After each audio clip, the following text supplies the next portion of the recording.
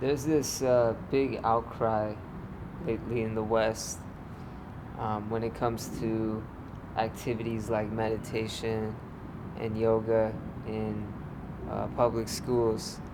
They say that this is demoniac, this is like a Hindu worship, this is satanic, and they totally reject the whole notion when we see the results that children are having by implying and applying more meditation techniques and more uh, physical postures and breathing exercises.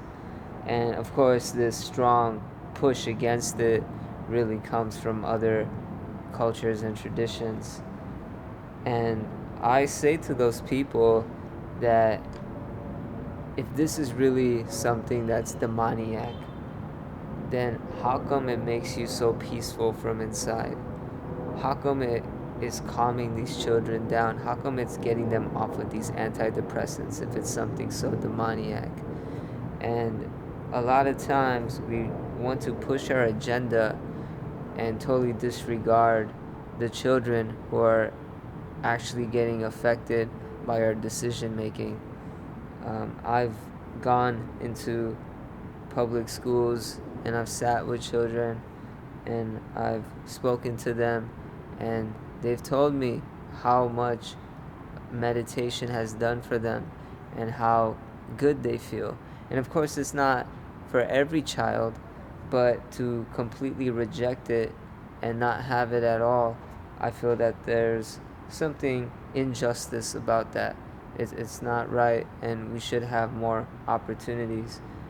In fact, when I was in India, I would go to the beach at 5 or 6 in the morning with my grandfather, and I would always see a bus, a school bus, unload with all these children coming out, and they would sit cross-legged and they would see the sunrise, and that was actually part of their curriculum. And then they would do different breathing techniques, and then I would go back to my school and I'd sit in these desks for 6 hours learning subjects I had no interest in these walls, and breathing all this bad air.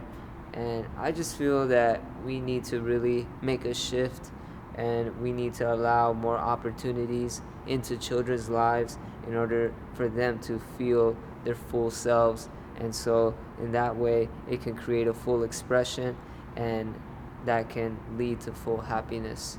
So this is how I feel about the whole notion of rejecting yoga and meditation uh, in public schools. And I really think if we come together and make a strong plea, then we can really make a change.